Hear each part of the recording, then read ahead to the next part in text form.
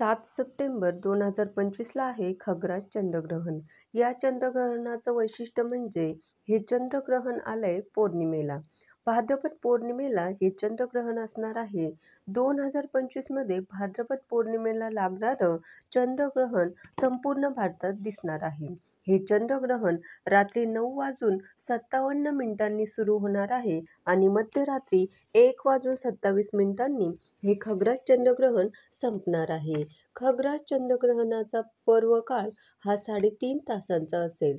आता चंद्रग्रहणाचे वेध कधीपासून सुरू होणार आहे, तर ते 7 तारखेला दुपारी 12:37 पासून सुरू होणार आहे.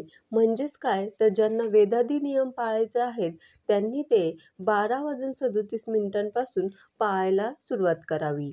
पण लहान मुलं असतील, वृद्ध व्यक्ती असतील, आजारी व्यक्ती असतील, अशक्त व्यक्ती आणि गर्भवतींनी मात्र वेदादी नियम संध्याकाळी 5:15 वाजल्यापासून पाळावे.